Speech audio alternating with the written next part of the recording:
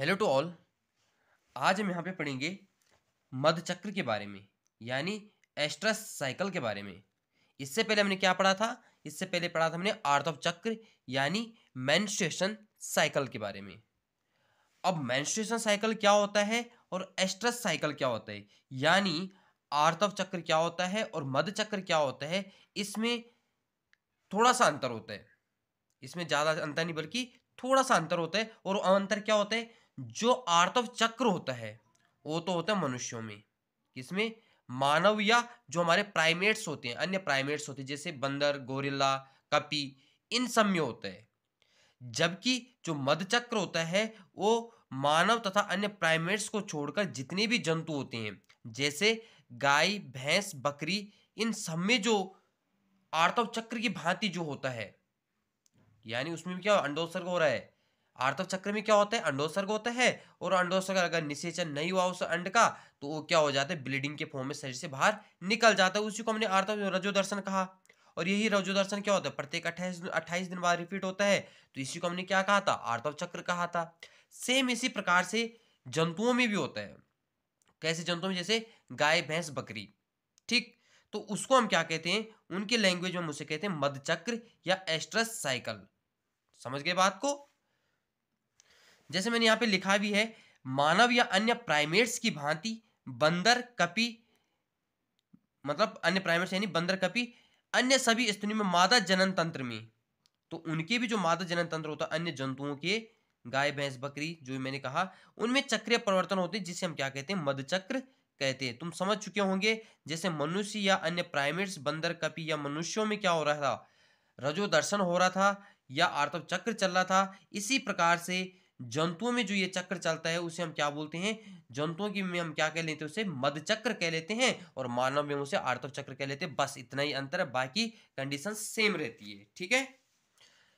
मानव में रजोदर्शन की तरह, या फिर मैंने दूसरी डेफिनेशन क्या लिखा है? मानव में रजोदर्शन की तरह ही अन्य पशुओं, गाय, भैंस, बकरी में होने वाले चक्रीय परिवर्तन को ही क्या कहते हैं? हम मध चक्र कहते हैं। तो आई होप ये तुम्हारी समझ में अच्छे से आ गया होगा कि मैं तुम्हें क्या समझाना चाह रहा हूं। ठीक है ना? तो मनुष्य में मध चक्र और जंतुओं में मध चक्र यही चलता है। ठीक है ना? मनुष्य में क्या बोला मैंने? सॉरी, मनुष्यों में आर्तव चक्र और जंतुओं में, अन्य जंतु जैसे भैंस, बकरी, इनमें क्या चलता है? मध चक्र चलता है। बस ठीक है। अब ये मध चक्र जो है ये किस प्रकार से चलता है और कब चलता है? जैसे मनुष्यों की अगर बात करें तो मनुष्यों में ये वर्ष भर जो आर्तव चक्र होता है वो वर्ष भर चलता रहता है, यानी जो मेंस्ट्रुएशन साइकिल होता है वो वर्ष भर चलता रहता है। लेकिन जंतुओं में ऐसा नहीं है।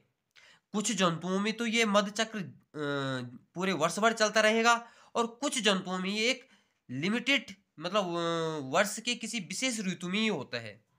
तो उस जिन जंतुओं में किसी विशेष ऋतु या विशेष समय में या वर्ष के विशेष भाग में जब क्या होता है? ये मध चक्र होता है, तो उसे हम प्रजनन ऋतु भी कहते हैं। खैर इसे हम बाद में पढ़ेंगे। पहले हम ये जानते कामोन्माद। कामोन्माद क्या होता है, या फिर एस्ट्रस और सेक्सुअल हीट क्या होती है? अब कामोन्माद तो आपकी समझ में नहीं आ रहा होगा, लेकिन एस्ट्रस और सेक्सुअल हीट, एस्ट्रस कहें या सेक्सुअल हीट कहें, तो सेक्सुअल हीट नाम से पता चला सेक्सुअल हीट। सेक्सुअल हीट क्या है? तो देखिए, मध्य चक्र के मध्य में, मध्य चक्र का मध्य मतलब माना मध्य चक्र शुरू हुए, जैसे इसमें था 28 दिनों था मनुष्यों में, इसी प्रकार माना मध्य चक्र भी 28 दिन तक चलना है, तो इसका मध्य भाग कौन सा हो जाएगा? 14वें दिन। ठीक है।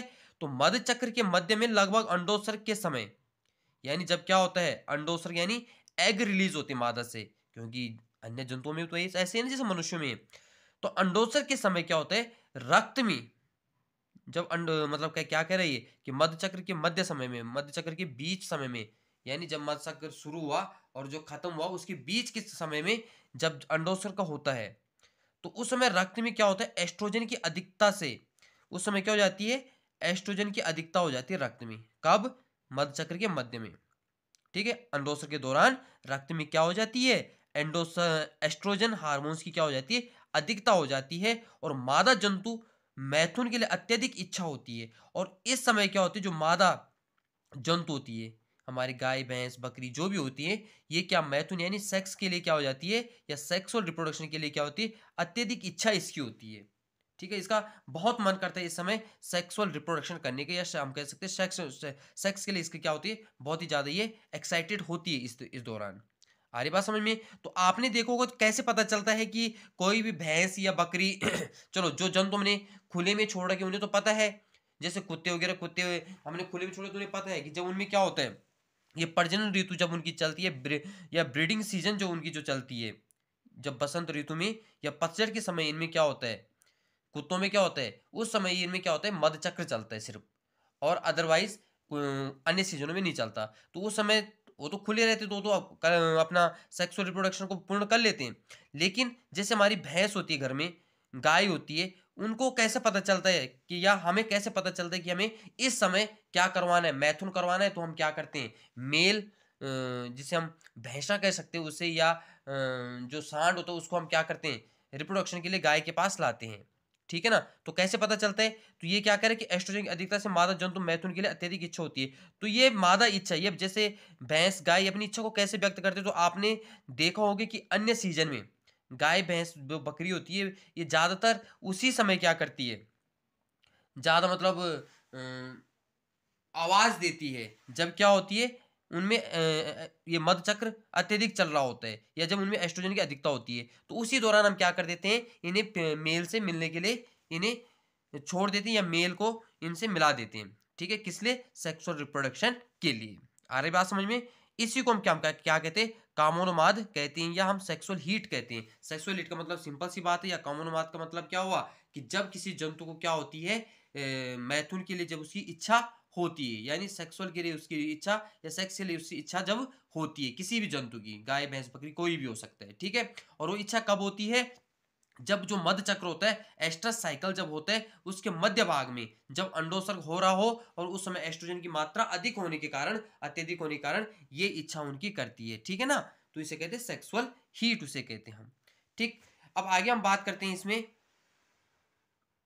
प्रजनन ऋतु। प्रजनन ऋतु क्या है, जो फाइनल में बताना चाह रहा था तुम्हें कि प्रजनन ऋतु क्या होती है। ठीक है, या ब्रीडिंग सीजन क्या होती है। तो जीवों में जनन के समय या काल को ही हम क्या कहते हैं, प्रजनन ऋतु कहते हैं, कि जब जिस सीजन में, ये जिस ऋतु में, ये वर्ष के जिस भाग में कोई जीव जनन करता है, वो उसका क्या कहलाता है, प्रजनन काल कहलाता है, रिप्रोडक्शन सीजन कहलाता है, या ब्रीडिंग सीजन उसका कहलाता है। ठीक, इसे हमने दो भागों में बांटा, एक को हमने बांट दिया प्रजनन काल, और एक को बांट दिया अप्रजनन काल। अब प्रजनन काल को पहले समझ लेते हैं, यानी रिप्रोडक्टिव सीजन, या हम कह सकते हैं रिप्रोडक्टिव टाइम, या रिप्रोडक्टिव पीरियड, या हम ये कह सकते हैं ब्रीडिंग सीजन क्या है। तो मतलब जिन जंतुओं में मध चक्र क्या होता है, वर्ष के किसी एक विशेष भाग में होते हैं, मतलब वर्ष का वह भाग जिसमें जंतु में क्या होता है, मध चक्र होता है, या फिर जंतु में प्रजनन होता है। और प्रजनन तभी होता है जंतु में, जब जंतु में मुख्यतः प्रजनन तभी होता है, गाय भैंस बकरी वगैरह में, जब उनमें मध चक्र होता है, जब उनकी इच्छा होती है। तो मध चक्र का मतलब क्या होता है, तो मध चक्र के दौरान ही मैंने क्या कहा अभी, एस्ट्रोजन हार्मोन्स की अधिकता होती है, और उनकी इच्छा किसके लिए, सेक्सुअल रिप्रोडक्शन के लिए होती है।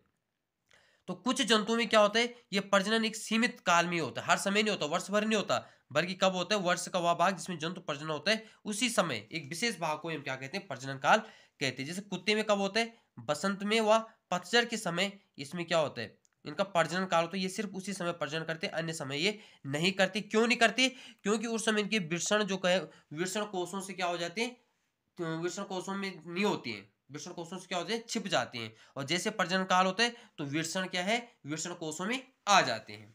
ऐसे ही भेड़ में है, भेड़ में भी जो प्रजनन काल होता है कब होता है, वो पतझड़ के टाइम पे होता है। आ रही बात समझ में?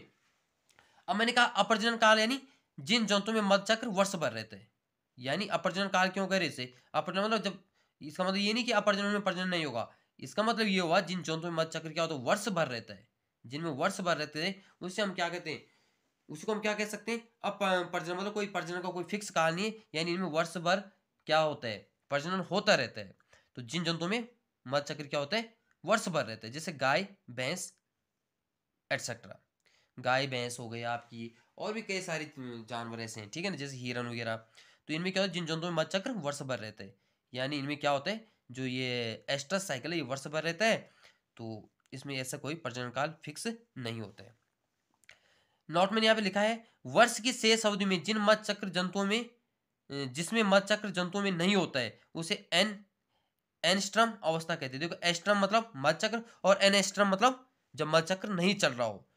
तो मतलब जब मध चक्र नहीं चल रहा हो, वर्ष का वह भाग जब मध चक्र नहीं चल रहा हो तो उसे हम एनस्ट्रम स्टेज कहते हैं, और जब चल रहा हो तो उसे एस्ट्रम स्टेज कहते हैं। जब नहीं चले तो एनस्ट्रम स्टेज, और जब चल रहा हो तो एस्ट्रम स्टेज। तो मध चक्र मतलब वर्ष का वह भाग जब मध चक्र चलता है तो उसे एस्ट्रम कहते हैं, और जब नहीं चलता है तो उसे एनएस्ट्रम स्टेट कहते हैं। ठीक है, तो आज के लिए इतना ही काफी। धन्यवाद।